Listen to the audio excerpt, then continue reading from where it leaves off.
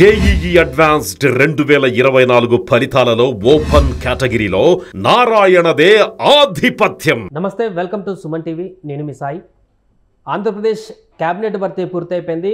ఆ క్యాబినెట్లో ఉన్నటువంటి మంత్రులకి కూడా తాజాగా శాఖలని అనౌన్స్ చేశారు. చంద్రబాబుతో సహా మిగతా 24 మందికి ఏ శాఖకు మంత్రిగా వారు పనిచేయబోతున్నారో దానికి సంబంధించి వెల్లడించారు. పవన్ కళ్యాణ్తో సహా, నారా లోకేష్తో సహా అందరికీ వివిధ శాఖలను కేటాయించారు.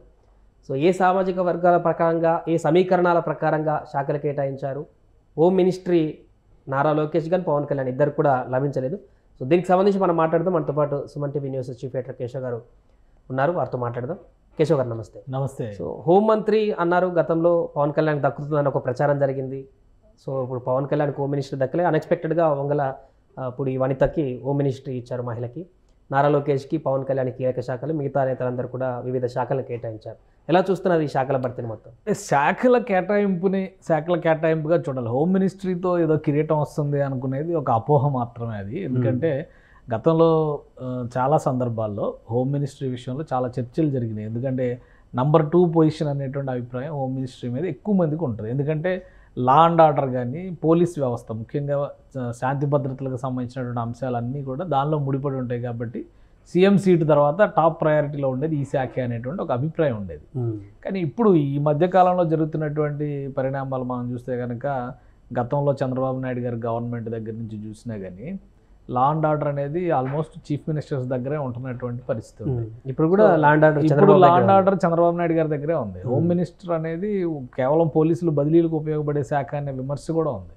కాబట్టి చంద్రబాబు నాయుడు గారి క్యాబినెట్లో పవన్ కళ్యాణ్ డిప్యూటీ సీఎం అయితే ఆయనకి మళ్ళీ హోమ్ మినిస్టర్ ఇస్తారంటే అది ఫస్ట్ నుంచి కూడా నేను అది అసాధ్యం, అది అయ్యేటువంటి విషయం కాదని అంటున్నా. కానీ ఇప్పుడు జరిగినటువంటి అంశాలు ఏంటంటే సామాజిక అంశాలను ఎక్కువగా దృష్టిలో పెట్టుకుని చేశారు ఈ కేటాయింపులన్నీ. ఆ విషయాన్ని మనం ఒకటి అర్థం చేసుకోవాల్సి ఉంటుంది. రెండోది ఇంకోటి ఏంటంటే, ఇచ్చినటువంటి శాఖలకు కూడా ప్రాధాన్యం ఉన్న శాఖలే ఇచ్చారు. జనసేన పార్టీకి వెళ్ళినటువంటి, ముఖ్యంగా పవన్ కళ్యాణ్ గారికి ఇచ్చినటువంటి శాఖలు చూస్తే పంచాయతీరాజ్ శాఖ, గ్రామీణాభివృద్ధి శాఖ, గ్రామీణాభివృద్ధి శాఖ ఒకటే ఉంటుంది. అలానే తాగునీటి సరఫరా సంబంధించినటువంటి శాఖ, పర్యావరణ శాఖ, అడవులకి సంబంధించి, సైన్స్ అండ్ టెక్నాలజీ. సో ఇవన్నీ డిఫరెంట్ శాఖలు. ఇప్పుడు ఒకవేళ రేపు బదలాయింపులు జరిగిన ఇంకొక మంత్రివర్గంలో ఇంకొక సీటు మాత్రమే ఖాళీ ఉంది, ఇంకొక బెర్త్ మాత్రమే ఖాళీ ఉంది. సో అది భర్తీ చేసినా కానీ ఇక్కడ పెద్దగా కొంపలంటుకు పోయే శాఖలు ఏవి కూడా, అంటే తీసి వేరే వాళ్ళకి ఇవ్వాల్సినంత శాఖలు అయితే కనిపించట్లే. సో పవన్ కళ్యాణ్ గారికి వచ్చిన శాఖలు, మిగతా శాఖలు చూస్తే కూడా హోంమంత్రికి కూడా ఇప్పుడు వంగలపూడి అనితకి హోంశాఖతో పాటు విపత్తు నిర్వహణ, డిజాస్టర్ మేనేజ్మెంట్ శాఖను కూడా ఆమెకే కేటాయించారు. ఇది కీలక శాఖ హోంమంత్రితో పోల్చే శాఖ కంటే కూడా నా ఉద్దేశంలో. ఎందుకంటే కోస్తా ప్రాంతం అంతా తుఫాన్ల సమస్య, ఈ వరదల సమస్య ఎక్కువ ఉంటుంది. కాబట్టి ఆ రకంగా చూస్తే 2 శాఖల బాధ్యత సంబంధించి ఆమెకి ఇచ్చినట్టుగా మనం చూడాల్సి ఉంటుంది. మిగతావి లోకేష్ గారికి మానవ వనరుల శాఖ అంటే విద్యాశాఖ కిందగానే మనం కన్సిడర్ చేస్తాము. కాబట్టి బహుశా అన్ని రకాల విద్య, ఇదివరకు ఉన్నత విద్య, సాంకేతిక విద్య సపరేట్గా ఉండేవి. బట్ హ్యూమన్ రిసోర్స్ డెవలప్మెంట్ అనేటువంటి దాంతో లాస్ట్ టైం చంద్రబాబు నాయుడు గారు గవర్నమెంట్ ఉన్నప్పుడే అన్నిటినీ కలిపి ఒకటిగా చేసేటువంటి ప్రయత్నం చేశారు. సో ఆ క్రమంలో అది పెద్ద శాఖ అవుతుంది. అలానే ఐటీ, ఎలక్ట్రానిక్స్ అండ్ కమ్యూనికేషన్స్ కూడా పెద్ద శాఖ. గతంలో లోకేష్ గారే నిర్వహించారు. పంచాయతీరాజ్ శాఖ ఇప్పుడు ఏదైతే పవన్ కళ్యాణ్ గారికి కేటాయించారో అది కూడా లోకేష్ గారు గతంలో నిర్వహించారు. ఎందుకంటే గ్రామీణాభివృద్ధి, పంచాయతీరాజ్ శాఖకు సంబంధించినటువంటి బాధ్యతల ప్రస్థానం చాలా ఎక్కువగా ఉంటుంది. రాష్ట్రంలో ఉన్నటువంటి అన్ని పల్లెల్ని టచ్ చేసేది ఈ శాఖ. చాలా అంశాలు, పనికి ఆహార పథకం దగ్గర నుంచి నరేగా నిధుల కేటాయింపుల వరకు ఈ శాఖ ద్వారానే జరిగేటువంటి అవకాశం ఉంది. సో అంత కీలకమైనటువంటి శాఖ. ఈసారి పవన్ కళ్యాణ్ గారు ఆయన స్వతహాగా అడిగారు, కొంచెం గ్రామాలతో కనెక్ట్ అయ్యేటువంటి శాఖ చేయాలని ఉంది, నాకు వ్యవసాయంతో సంబంధం ఉండేటువంటి శాఖ చేయాలని ఉంది అనేటువంటి అంశాన్ని ఆయన అడిగినట్టుగా తెలిసింది. అందుకని వ్యవసాయ శాఖ ఇది అనేటువంటిది, దానిలో పంచాయతీరాజ్, గ్రామీణాభివృద్ధి శాఖను ఆయన కేటాయించారు. గ్రామీణ త్రాగునీటి సరఫరా వ్యవస్థలు కూడా చాలా ముఖ్యమైనటువంటి అంశాల కింద మనం చూడాల్సి ఉంటుంది. సో ఇంకా రియల్ టైమ్ గవర్నెన్స్ ఇవన్నీ కూడా అందులో భాగం, ఐటీ అండ్ సిలో భాగంగానే మనం వీటిని చూస్తాము. మిగతా శాఖల్లో కూడా అచ్చెన్నాయుడికి వ్యవసాయ శాఖ, సహకార, మార్కెటింగ్, పశుసంవర్ధక శాఖ 4 ముఖ్యమైనటువంటి శాఖలు దక్కినాయి. కొల్లు రవీంద్రకి గనులు, జియాలజీ, ఎక్సైజ్ శాఖ, గనులు, జియాలజీ ఒకటిగా చూడొచ్చు.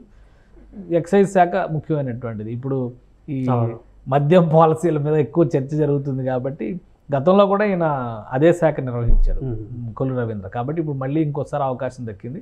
నాదెండ్ల మనోహర్ గారికి ఆహారం పౌర సరఫరాల శాఖ, ఇది కూడా కీలకమైంది. ఇప్పుడు వీళ్ళు ఇస్తున్నటువంటి బియ్యం కానీ రేషన్ కానీ ఇవన్నీ కూడా రేపు నాదెండ్ల మనోహర్ గారి ఆధ్వర్యంలో మనం చూడాల్సి ఉంటుంది. పొంగూరు నారాయణ గారికి మున్సిపల్ పరిపాలన పట్టణాభివృద్ధి శాఖ, ఇది లాస్ట్ టైం ఆయనే ఆ శాఖను చూశారు. అమరావతి నిర్మాణం దగ్గర చాలా అంశాలు అందులో ఉన్నాయి కాబట్టి అది కూడా కీలకమైనటువంటి శాఖ అవుతుంది. సత్యకుమార్ యాదవ్ గారికి మంచి శాఖ దక్కింది. ఆరోగ్యం, కుటుంబ సంక్షేమం, వైద్య విద్య ఇవన్నీ కూడా ఇప్పుడు ఆల్రెడీ జిల్లాకు ఒక మెడికల్ కాలేజ్ డెవలప్ చేస్తున్నారు కాబట్టి సెంట్రల్ గవర్నమెంట్ పాలసీ ప్రకారం జరుగుతున్నటువంటి నిర్ణయం. సో అక్కడి నుంచి అనుమతులు తెచ్చుకోవడంలో కానీ వాటిని ఇంకా వేగంగా పూర్తి చేయడంలో కానీ ఆయన పాత్ర కీలకమైంది. నిమ్మల రామానాయుడికి జలవనరుల శాఖ దక్కింది, ఇరిగేషన్ డిపార్ట్మెంటు, ఇది చాలా ముఖ్యమైనది. ఇప్పుడు పోలవరం నిర్మాణం గత ప్రభుత్వంలో దేవినేని ఉమా చూశారు, 5 సంవత్సరాలు ఆయనే చూశారు ఆ శాఖని. ఇప్పుడు నిమ్మల రామానాయుడు గారికి దక్కింది. జగన్ ప్రభుత్వంలో అయితే అంబటి రాంబాబు చూశాడు, కొద్ది రోజులు అంబటి రాంబాబు, కొద్ది రోజులు అనిల్ కుమార్ యాదవ్ చూశారు. సో అది ముఖ్యమైనటువంటి శాఖ అవుతుంది. ఈ ఎన్ఎండి ఫరూక్ న్యాయశాఖ, మైనారిటీ సంక్షేమం అనేది సహజంగా వస్తుందని చెప్పని అందరూ ఊహించేదే. ఆనవ రామనారాయణ రెడ్డి గారికి సీనియర్, ఆయనకి వేరే శాఖలు ఏమైనా వస్తాయి అనుకున్నారు అందరూ కూడా, కానీ దేవాదాయ శాఖని కేటాయించారు. పయ్యావుల కేశవ్ గారికి మొదటిసారిగా ఆర్థిక శాఖ, ప్రణాళిక, వాణిజ్య పనులు 3 కూడా కీలకమైనటువంటి, ఇప్పుడు ప్లానింగ్ కానీ ఫైనాన్స్ కానీ రేపు బడ్జెట్ పెట్టేటువంటి అంశాలు కానీ ఇవన్నీ ఆయన చూస్తారు. లాస్ట్ టైం పిఎస్సి చైర్మన్గా కూడా వ్యవహరించారు, ప్రతిపక్షంలో ఉన్నప్పుడు పిఎస్సి చైర్మన్గా కూడా వ్యవహరించారు కాబట్టి అనుభవం ఇక్కడ బాగా ఉపయోగపడుతుంది ఆయనకి. సో అనగానే సత్యప్రసాద్కి రెవెన్యూ, స్టాంపులు, రిజిస్ట్రేషన్ శాఖ వచ్చింది. ఇప్పుడు ఈ ల్యాండ్ రిజిస్ట్రేషన్, ల్యాండ్ టైటిలింగ్ యాక్ట్లు అవన్నీ కూడా ఈ డిపార్ట్మెంట్ కిందకు వచ్చేవే కాబట్టి అది ముఖ్యమైనటువంటి శాఖ. కొలుసు పార్థసారథి గారికి గృహ నిర్మాణ శాఖ, సమాచార శాఖ వచ్చింది. సమాచార శాఖ ఆల్రెడీ తెలుసు, మీడియా ప్రచారం వ్యవహారాలు ఇవన్నీ కూడా ఉంటాయి. సో ఆయన కాస్త నిబద్ధతతో డిసిప్లిన్డ్గా ఉండే పర్సన్, మాట్లాడేటువంటి విధానంలో కూడా సంయమనం, ఓపిక, శక్తి అన్నీ ఎక్కువ కాబట్టి ఆయనకి మంచి శాఖే వచ్చిందని మనం భావించాల్సి ఉంటుంది. ఎందుకంటే గతంలో పేర్నాని గారు మాట్లాడిన విధానం కానీ, మొన్నటి వరకు ఈయన వేణుగోపాలకృష్ణ, చెల్లుబోయిన వేణుగోపాలకృష్ణ మాట్లాడిన విధానాలు కానీ అవి చాలా, ఇంకా వాటి గురించి మాట్లాడడం అనవసరం మనం. ఈ గృహ నిర్మాణ శాఖ కూడా కొలుసు పార్థసారథికి దక్కింది. ఇది కూడా ముఖ్యమైనటువంటి శాఖే అవుతుంది. ఎందుకంటే చాలా చోట్ల ఇళ్ల నిర్మాణం పైన ఫోకస్ పెడుతున్నది గవర్నమెంట్. సెంట్రల్ గవర్నమెంట్ ఆల్రెడీ కట్టిన ఇళ్ళు ఇంకా ఇంతవరకు 5 ఏళ్ళు ఇవ్వకుండా పక్కన పెట్టేశారు. ఆల్మోస్ట్ ఎన్టీఆర్ హౌసింగ్ పేరుతో, పిఎం ఆవాస్ యోజన పేరుతో టిట్కో ఇళ్ల నిర్మాణం దాదాపు 14 లక్షల ఇళ్ళు నిర్మాణం జరిగిందని ఒక లెక్కలు ఉన్నాయి. చంద్రబాబు నాయుడు గారు గవర్నమెంట్ వెళ్ళిపోయే ముందర కొన్ని చోట్ల గృహప్రవేశాలు కూడా చేశారు, కానీ పెండింగ్ వర్క్స్ ఉన్నాయనేటువంటి కారణంతో లబ్ధిదారులకు ఎవరికి ఇవ్వాలి. 5 ఏళ్ల నుంచి వాళ్ళు ఇబ్బందులు పడుతున్నారు. సో బహుశా అవన్నీ కూడా ఇప్పుడు చేయాల్సినవి ఏమైనా ఉంటే మరమ్మతులు చేసి ఇమీడియట్గా హ్యాండ్ ఓవర్ చేస్తారు. అలానే గృహ నిర్మాణాన్ని కూడా సెంట్రల్ గవర్నమెంట్ చాలా సీరియస్ పాలసీగా తీసుకుంది. 3 కోట్ల ఇళ్ల నిర్మాణం అనేటువంటి అంశంతో ముందుకు వెళ్తుంది. కాబట్టి రాష్ట్రానికి రావాల్సినటువంటి వాటాల విషయంలో ఎక్కువ పనిచేయడానికి అవకాశం ఉంది. ఇక డోలా శ్రీ బాల వీరాంజనేయ స్వామి, ఆయన డాక్టరు, బహుశా నేను అనుకున్నాను వైద్య శాఖ ఆయనకి వెళ్తుందేమో అనుకున్నాం. బట్ సాంఘిక సంక్షేమం, సచివాలయం, గ్రామ వాలంటీర్ల వ్యవస్థని ఆయనకు అప్పగించారు. గొట్టిపాటి రవికుమార్కి మంచి శాఖ వచ్చింది, విద్యుత్ శాఖ, ఇది కూడా చాలా కీలకమైనటువంటి శాఖ. అలానే కందుల దుర్గేష్ గారు జనసేన పార్టీ నాయకులు, ఆయనకి పర్యాటక సాంస్కృతిక శాఖ, అలానే సినిమాటోగ్రఫీ కూడా ఆయనకు వచ్చింది. అలానే గుమ్మడి సంధ్యారాణి శిశు సంక్షేమం, మహిళా శిశు సంక్షేమం, గిరిజన సంక్షేమం కూడా సాలూరు ఎమ్మెల్యే కాబట్టి ఎస్టీ రిజర్వ్డ్ కోటా కాబట్టి ఆమెకి ఆ సంక్షేమ శాఖ దక్కింది. బీసీ జనార్దన్ రెడ్డికి రోడ్లు, భవనాలు, మౌలిక వసతులు, పెట్టుబడులు, ఇది కూడా చాలా మేజర్ ఇంపార్టెంట్ రోల్ ప్లే చేసేటువంటి శాఖ. రోడ్లు, భవనాలపైన ఇప్పుడు రోడ్లపైన ఎక్కువ విమర్శలు ఎక్కువ ఉన్నాయి కాబట్టి సో ఇది బీసీ జనార్దన్ రెడ్డి గారికి ఒక టఫ్ టాస్క్ కింద మనం చూడాల్సి ఉంటుంది. టీజీ భరత్కి పరిశ్రమలు, వాణిజ్యం, ఫుడ్ ప్రాసెసింగ్, ఆహార శుద్ధికి సంబంధించినటువంటి శాఖలు దక్కినాయి. టీజీ భరత్ కూడా ఎడ్యుకేటెడ్, యూకేలో ఎంబీఏ చేసి వచ్చాడు కాబట్టి ఆయనకి పరిశ్రమల శాఖ, వాణిజ్య శాఖ. టీజీ వెంకటేష్ గారి కుమారుడు, వ్యాపార రంగంలో బాగా అనుభవం ఉన్నటువంటి ఫ్యామిలీ కాబట్టి ఆయనకి మంచి శాఖ దక్కింది. ఇక సవిత, ఆమెకి మంత్రి గారికి బీసీ సంక్షేమం, బీసీ వెల్ఫేర్, చేనేత కూడా మంచి శాఖ అవుతుంది. సో ఈ 2 శాఖలు ఆమెకు దక్కినాయి. ఇక వాసంశెట్టి సుభాష్కి కార్మిక, పరిశ్రమలో, బీమా సౌకర్యాలు, వైద్య సేవలకు సంబంధించినటువంటి శాఖ దక్కింది. కొండపల్లి శ్రీనివాస్కి ఎంఎస్ఎంఈ అంటే small scale, medium and small scale ఇండస్ట్రీస్కి సంబంధించినది. సెర్ప్ కూడా చాలా ముఖ్యమైనది. గ్రామీణ అంశాలకు ముడిపడి ఉండేటువంటిది. అలానే ఎన్ఆర్ఐ వ్యవహారాలు కూడా ఇచ్చారు. ఆయన యుఎస్లో చదువుకొని వచ్చాడు, అక్కడ చాలా కాలం జాబ్ కూడా చేశాడు. కాబట్టి ఇక ఫైనల్గా రాంప్రసాద్ రెడ్డికి రవాణా, యువజన సర్వీసులు, క్రీడల శాఖ లభించింది. సో ఇది ఓవరాల్గా ఇక్కడ వచ్చినటువంటి మంత్రిత్వ శాఖలకి సంబంధించినటువంటి కేటాయింపులు. మిత్రపక్షాలకి కూడా మంచి శాఖలు వెళ్ళి పవన్ కళ్యాణ్కి, కందుల దుర్గేష్ గారికి, అలానే జనసేన నంబర్ 2గా చెప్పినటువంటి నాదెండ్ల మనోహర్ గారికి మంచి శాఖలు వెళ్ళి, బీజేపీ సత్యకుమార్ యాదవ్ గారికి కూడా మంచి శాఖ, ఆరోగ్య శాఖ ఫుల్ ఫ్లెడ్జ్డ్గా ఇంపార్టెన్స్ ఉన్నటువంటి శాఖ దక్కింది. కాబట్టి ఓవరాల్గా ఉన్నటువంటి నాయకుల సామర్థ్యాన్ని బట్టి ఆయన ఎవరికైతే మంత్రి పదవులకి ఎంచుకున్నారో వాళ్ళ అనుభవానికి, వాళ్ళకు ఉన్నటువంటి అవగాహన, నాలెడ్జ్, క్వాలిఫికేషన్స్కి అనుగుణమైనటువంటి శాఖలనే బహుశా కేటాయించి ఉండొచ్చు అనేది అనిపిస్తుంది. ఇంకెక్కువనే అనిపిస్తుంది. ఎందుకంటే కొత్తగా మొదటిసారి గెలిచినటువంటి ఎమ్మెల్యే కూడా మంచి శాఖలే ఇచ్చినారు, పెద్ద శాఖలే ఇచ్చినారు. వాటిని డీల్ చేస్తారా లేదా అనేటువంటి అంశంపైన ఇప్పుడు కొంత అందరికి ఆసక్తి కూడా ఉంది.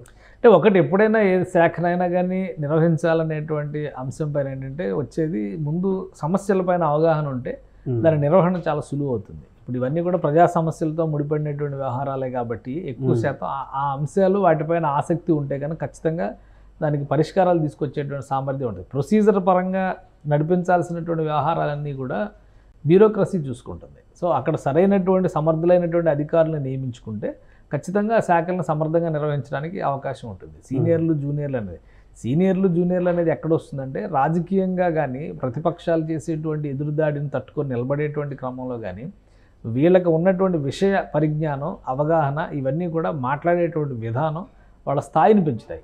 సో అనుభవం ఉన్నవాళ్ళు ఆ విషయంలో వీళ్ళకంటే ఇంకొంచెం మెరుగ్గా రాణించడానికి అవకాశం ఉంటుంది.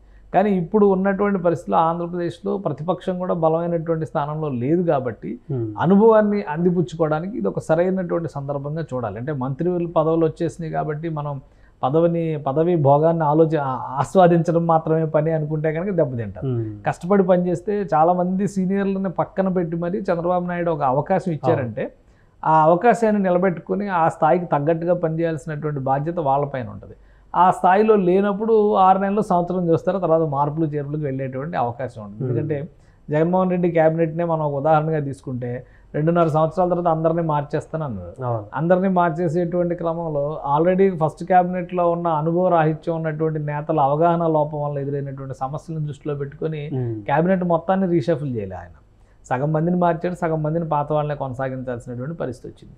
కాబట్టి చంద్రబాబు నాయుడు గారు తెలివిగా ఏం చేశారంటే కొత్త వాళ్ళకి ముందు అవకాశం ఇచ్చారు. వీళ్ళ పర్ఫార్మెన్స్ కనుక సరిగా లేకపోతే ఏడాదిన్నరలో మొత్తం అంతా కూడా రీషఫుల్ చేసి సీనియర్లు రెడీ టు వెయిట్ కదా, అక్కడ ఉంటారు కదా, ఇప్పుడు వాళ్ళు ఎక్కడికి వెళ్ళిపోరు కదా, సో వాళ్ళు వెయిటింగ్ లిస్ట్లో పక్కనే ఉంటారు. వీళ్ళ సామర్థ్యం సరిపోవట్లేదు అనుకునేటప్పుడు ఖచ్చితంగా వాళ్ళని తీసుకొచ్చేటువంటి ఆప్షన్ ఉంటుంది. అందుకనే ఆయన ఒక అవకాశం ముందు యువతరానికి ఇచ్చి ప్రోత్సహించేటువంటి ప్రయత్నం చేస్తున్నారు అనుకోవాలి. శాఖల కేటాయింపు విషయంలో కూడా వారి అర్హతలకు తగ్గట్టుగా వారికి ఉన్నటువంటి విద్యార్హతలు కావచ్చు, అనుభవం కావచ్చు, వాళ్ళకు ఉన్నటువంటి పరిచయాలు ముఖ్యంగా. ఎందుకంటే ఇప్పుడు ఆంధ్రప్రదేశ్కి తీసుకురావడం అనేది స్టేట్ క్రెడిబిలిటీ కంటే కూడా మినిస్టీరియల్ క్రెడిబిలిటీ అనేది చాలా ఇంపార్టెంట్. చంద్రబాబు నాయుడు గారి క్రెడిబిలిటీ అనేది ఇంపార్టెంట్. ఆ క్రెడిబిలిటీని బేస్ చేసుకుని ఇప్పుడు ఎవరైనా తీసుకురావాలి. రేపు మేము వచ్చి పెట్టుబడులు పెట్టిన తర్వాత మళ్ళీ రేపు గవర్నమెంట్ మారితే మా పరిస్థితి ఏంటి అనేటువంటి ప్రశ్న వస్తే కష్టం కదా. ఇప్పుడు చంద్రబాబు నాయుడు గారు కియా మోటార్స్కి సంబంధించినటువంటి ఒక పెద్ద వ్యవస్థను తీసుకొచ్చారు. ప్రారంభోత్సవం అంటే ఎన్నికలకు ముందర, గత ఎన్నికలకు ముందర 2019 ఎన్నికలకు ముందర మొదటి కారును ప్రొడ్యూస్ చేసి వాళ్ళు షోకేస్ చేశారు. అఫీషియల్ ప్రొడక్షన్ అనేది వచ్చేసరికి కొత్త గవర్నమెంట్ వచ్చింది. కొత్త గవర్నమెంట్ వచ్చిన రోజున మనం ఏం చూసాము, అక్కడ గోరంట్ల మాధవ్ అనేటువంటి ఒక ఆయన ఎంపీ అయ్యాడు, నానా రాద్ధాంతం చేశాడు. అందరూ వీడియోలతో వాళ్ళ ఫంక్షన్లో కూడా ఈయన హడావుడి చేశాడు, మీసాలు మెలేసి మరీ చూపించాడు. అప్పుడు అలాంటి పెట్టుబడిదారులు ఏమవుతారు? అది పెద్ద సంస్థ, 1000 కోట్ల పెట్టుబడి పెట్టి ఉంది కాబట్టి సర్దుబాటు చేసుకుని సంయమనం పాటించి ఓపిక్గా ముందుకు వెళ్ళగలిగేటువంటి పరిస్థితి వచ్చింది. ఈరోజు దేశంలో కియా కార్ల పరిస్థితి ఏంటి? ప్రొడక్షన్ మేక్ ఇన్ ఆంధ్రప్రదేశ్ కదా, దాని బ్రాండ్ ప్రైడ్ ఆఫ్ ఆంధ్రప్రదేశ్ కదా ఈరోజు. అలాంటి సంస్థ విషయంలో ఎంత రాద్ధాంతం జరిగింది ప్రారంభోత్సవ సందర్భంలో.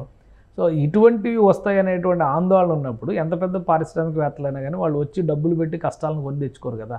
సో ఆ భయం అనేది ఉంటుంది. ఆ భయం లేకుండా భరోసా ఇచ్చి బాధ్యతగా తీసుకుని వాళ్ళకి చట్టపరంగా ఇవ్వాల్సినటువంటి ప్రొటెక్షన్, చట్టపరంగా 100 రక్షణలు మనం ఇవ్వచ్చు, కానీ సమస్య వచ్చిన తర్వాత దాని మీద ఎవడు పోరాడతాడు? మిగతా ఫోకస్ అంతా కూడా డైవర్ట్ అయ్యి ఈ అంశాల వైపు వెళ్తుంది కదా. అందుకనే ఆ విషయంలో కొన్ని జాగ్రత్తలు పాటించాలి అని ఈ గవర్నమెంట్ గత అనుభవాలను దృష్టిలో పెట్టుకుని ప్రణాళికాబద్ధంగా ముందుకు వెళ్ళేటువంటి ప్రయత్నం చేస్తుంది. ఇన్వెస్ట్మెంట్స్ ఆకర్షించడానికి, పరిశ్రమల్ని, సంస్థల్ని తీసుకురావడానికి అనుగుణంగానే టీజీ భరత్కి కానీ, అలానే ఇన్వెస్ట్మెంట్స్ విషయంలో ఇచ్చినటువంటి శాఖల కేటాయింపులు కానీ ఇవన్నీ కూడా జరిగినాయి అనేటువంటి అభిప్రాయం అయితే కలుగుతుంది. సో వీళ్ళ మీద ఇప్పుడు బృహత్తరమైనటువంటి బాధ్యత ఉన్నట్టు లెక్క. ఆంధ్రప్రదేశ్ ప్రజలు కూడా చాలా ఆసక్తితో ఎదురు చూస్తున్నారు. ఇప్పటివరకు పెన్షన్లు ఇటువంటి స్కీములు బాగానే నడిచినాయి. అప్పు చేసి పప్పు కూడా తిన్నా కానీ బాగానే ఉంది. కానీ డెవలప్మెంట్ అంటే అవకాశాల వెలువ అనేది రావాలి అనేటువంటి ఆలోచన ఎక్కువ మందిలో ఉంది. సో ఆ అవకాశాలను వీళ్ళు ఎలా సృష్టిస్తారనేది ఇక్కడి నుంచి మొదలవుతుంది. అసలు గేమ్ ఇక్కడి నుంచి మొదలవుతుంది. చంద్రబాబు నాయుడు గారు మినిస్టర్స్కి అయితే ఒక దిశానిర్దేశం చేశారు. కేంద్రంలో అయితే ప్రధానమంత్రి ఒక డెడ్ లైన్ పెట్టారు. 100 రోజుల్లో టాస్క్ ఇచ్చారు. 100 రోజుల్లో మీ పెర్ఫార్మెన్స్ని అసెస్ చేస్తాననేటువంటి మాట క్యాబినెట్కి ఇచ్చారు. క్యాబినెట్ ఎంపిక అయిన వెంటనే వాళ్ళతో జరిగినటువంటి మీటింగ్లో ఆయన ఒక మాట చెప్పారు. సో దానికి అనుగుణంగా ఇప్పుడు వాళ్ళందరూ కూడా పని చేయాల్సినటువంటి అవసరం ఉంటుంది. అలానే ఇక్కడ కూడా 3 నెలలు అనేది చాలా కీలకమైనటువంటి సమయం. సో కీలకమైనటువంటి సందర్భం. ఈ 3 నెలల్లో వీళ్ళు ఆయా శాఖల్లో ఏ విధంగా కుదురుకుంటారు. ఎందుకంటే రేపు 20వ తారీఖున అసెంబ్లీ సమావేశాలు మొదలవుతున్నాయి. శాసనసభ్యుల ప్రమాణ స్వీకారం 17 అన్నారు ఫస్ట్, మళ్ళీ 20కి కొంచెం మారింది అటు ఇటు అడ్జస్ట్మెంట్లో భాగంగా. సో ఒక 3 రోజులు 4 రోజులు జరిగే అవకాశం ఉంది. చట్టపరంగా తీసుకునేటువంటి కొన్ని అంశాలు ఆల్రెడీ గవర్నమెంట్ కూడా గత ప్రభుత్వ నిర్ణయాల విషయంలో కొన్ని విషయాల్లో, ఎందుకంటే మద్యం పాలసీ విషయంలో కానీ ఇసుక పాలసీ విషయంలో కానీ చాలా అవకతవకలు జరిగినట్టుగా ఆరోపణలు వస్తున్నాయి. చివరికి ఆడుదాం ఆంధ్ర పేరుతో జరిగినటువంటి ఈ క్రికెట్ కిట్లు వాటిల్లో కూడా 100 కోట్ల అవినీతి జరిగిందని చెప్పినటువంటి మాట చెప్తున్నారు. సో వీటన్నిటిపైన కూడా ఫోకస్ చేయాలంటే కనుక ముందు అసెంబ్లీ నిర్ణయాన్ని ఒక నిర్ణయాన్ని విధానపరంగా తీసుకున్న తర్వాత ముందుకు వెళ్ళేటువంటి అవకాశం ఉంది. కాబట్టి ఇది ఒక సంక్లిష్టమైనటువంటి సందర్భం. మినిస్టర్ల బాధ్యతలు కూడా చాలా కీలకమైనటువంటి బాధ్యతలు. అనుభవానికి బ్యాలెన్స్ ఇచ్చారు, అలానే కొత్త వాళ్ళకు కూడా మంచి అవకాశమే ఇచ్చారు. అలానే మిత్రపక్షాలకు సంబంధించినటువంటి ధర్మాన్ని కూడా సమంగా పాటించినటువంటి పరిస్థితి కనిపిస్తుంది. సో ఎలా ఉంటుంది అనేది చాలా ఆశలు ఉన్నాయి. కాబట్టి ఆశలకు తగ్గ రీతిలో ఉంటుందా లేదా అనేది చూడాలి. Right sir. సో మొత్తానికి అదే ఆంధ్రప్రదేశ్లో కొలువుదీరినటువంటి క్యాబినెట్ మంత్రులందరికీ కూడా చంద్రబాబు శాఖలను కేటాయించారు. జనసేనకి, బీజేపీకి, వివిధ పార్టీలకు సంబంధించిన వారికి కూడా కీలకమైనటువంటి శాఖలను అప్పగించారు. ముఖ్యంగా యువకులకి కీలకమైనటువంటి శాఖలను కూడా కల్పించడం జరిగింది. చూడాలి వీరి పర్ఫార్మెన్స్ ఏ విధంగా ఉండబోతుంది, ఆంధ్రప్రదేశ్ రాష్ట్రానికి వీరి యొక్క సేవలు ఏ రకంగా ఉపయోగపడతాయి అనేది మనం కూడా చూడాలి. సుమన్ టీవీలో మీ పర్సనల్ అండ్ బిజినెస్ ప్రమోషన్స్ కోసం కింది నెంబర్కి కాంటాక్ట్ చేయండి.